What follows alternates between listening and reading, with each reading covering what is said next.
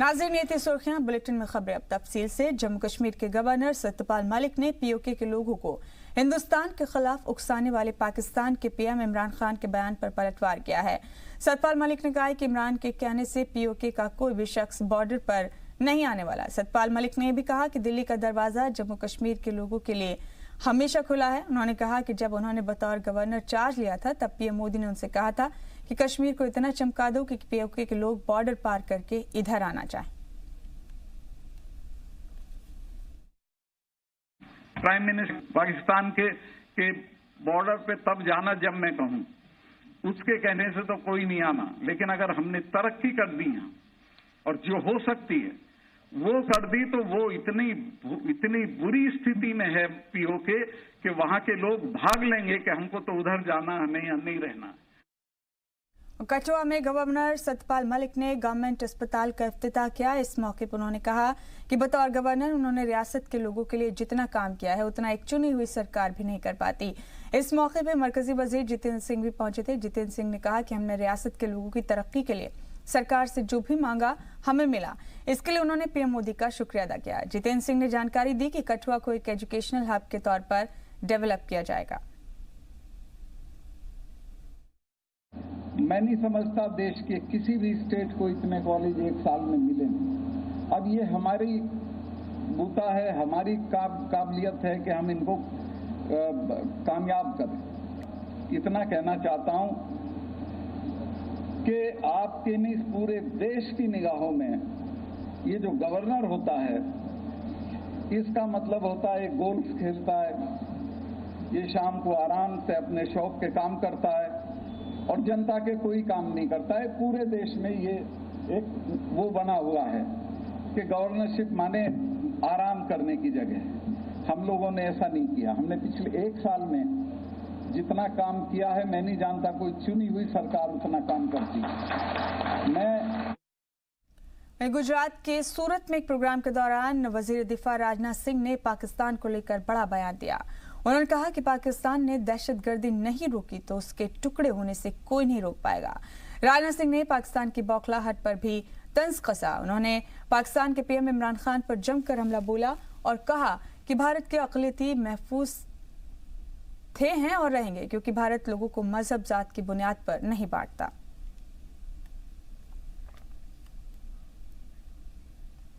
मरकजी वजीर जितेंद्र सिंह ने दिल्ली में विश्व हिंदी परिषद के एक प्रोग्राम में कहा कि मुल्क का बंटवारा मॉडर्न इंडिया की सबसे बड़ी भूल थी। उन्होंने महात्मा गांधी का जिक्र करते हुए कहा कि गांधी जी इस बंटवारे के खिलाफ थे।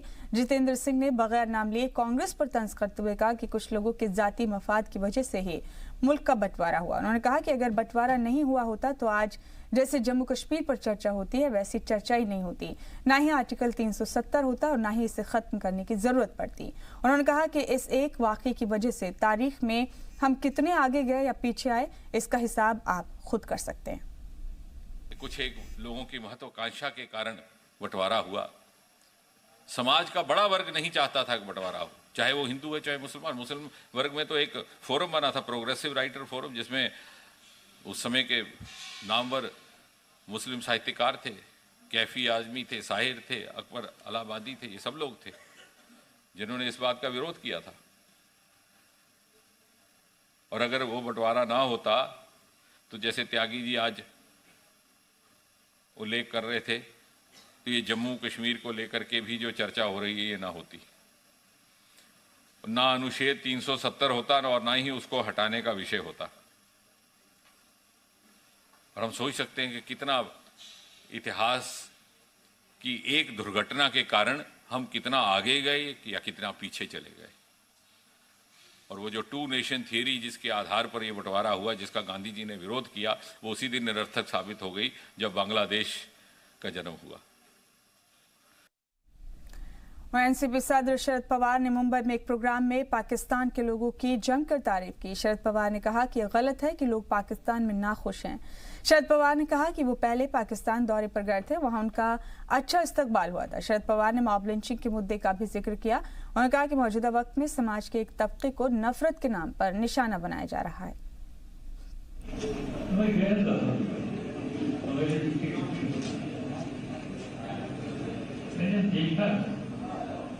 पाकिस्तान में आम लोगों में उनके राजनीतिक लीडर लोग और आर्मी के लोगों को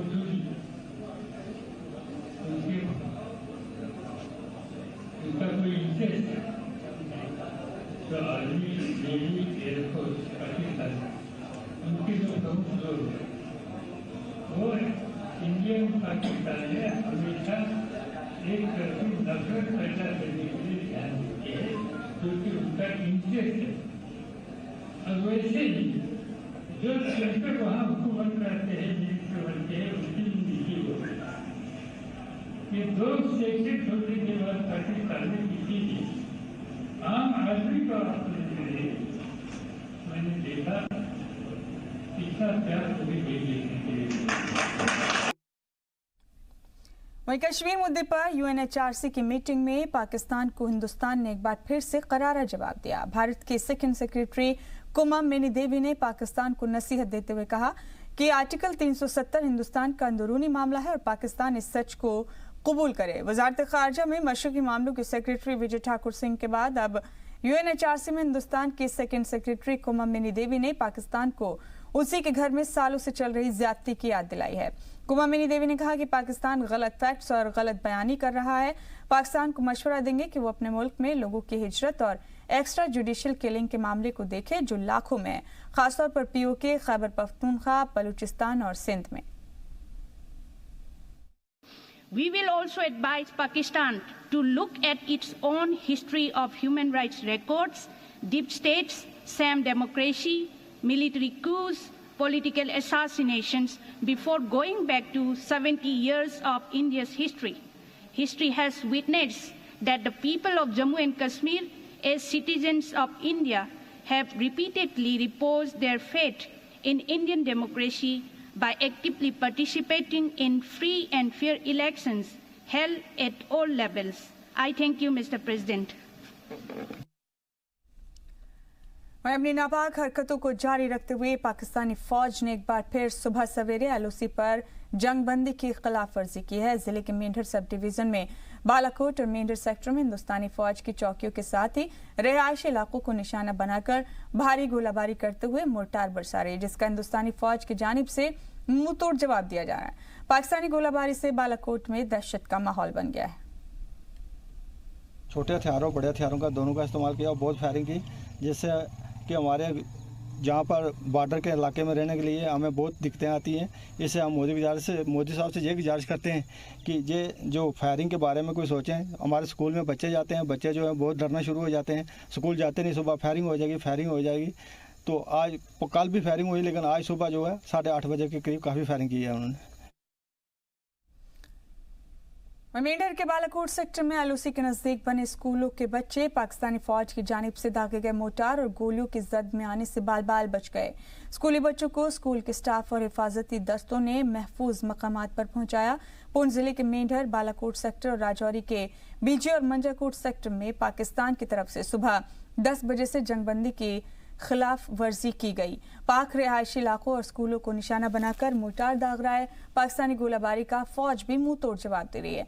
जम्मू कश्मीर बीजेपी के सदर रविंद्र रैना ने रिहायशी ठिकानों और स्कूलों पर मोर्टार बरसाने के पाकिस्तानी फौज के इस हरकत को कायराना हरकत बताते हुए कहा कि हिंदुस्तानी फौज से मार खाकर भी नहीं सुधरने वाला पाकिस्तान जल्द ही टुकड़ों में बंट जाएगा। पाकिस्तान कायरों का देश है, पाकिस्तान गीदड़ों का देश है और हमेशा पाकिस्तान पीठ के पीछे वार करना जानता है। पाकिस्तान भारत की सेना से सीधी टक्कर ले नहीं सकता। पाकिस्तान की फौज भारत की सेना से सीधी टक्कर ले नहीं सकती और इस प्रकार के षड्यंत्र, चोरी छिपे रात के अंधेरे में कभी स्नाइपर शॉट करना, कभी एलओसी के ऊपर जम्मू कश्मीर में रिहायशी इलाकों को टारगेट करना, सिविलियंस को टारगेट करना, ये पाकिस्तान की फितरत है। क्योंकि पाकिस्तान कायर देश है, बुज़दिल पाकिस्तान है और गीदड़ भपकियां करता रहता है पाकिस्तान। पाकिस्तान का हिंदुस्तान की सेना ने हमेशा इलाज किया है।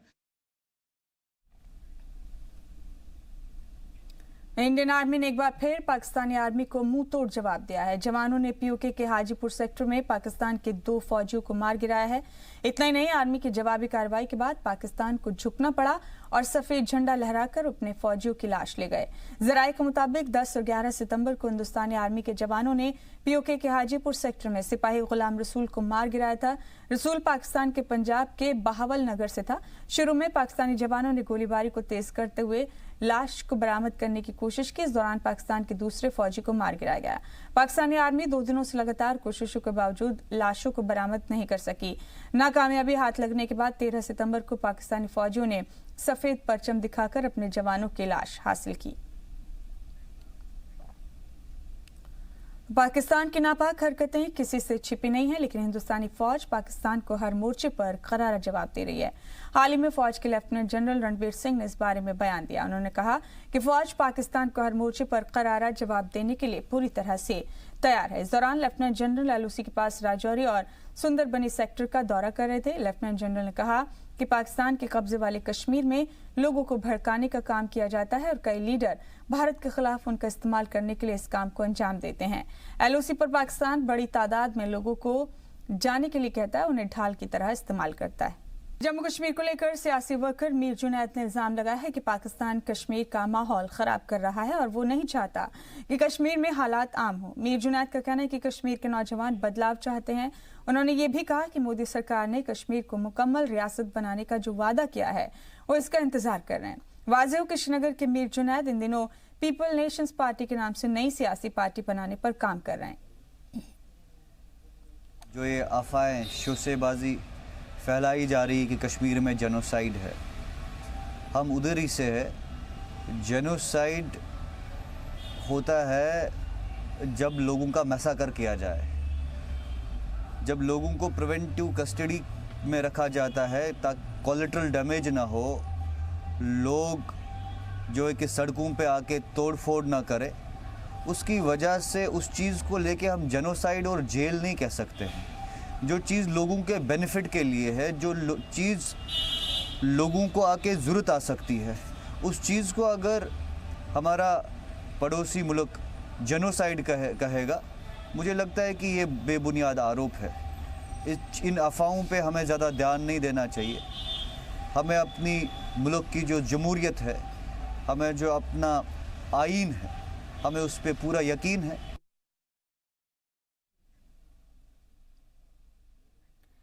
इसी के साथ सलाम कश्मीर में फिलहाल इतना ही। दीजिए इजाजत, लेकिन जी सलाम पर खबरों का सिलसिला लगातार जारी।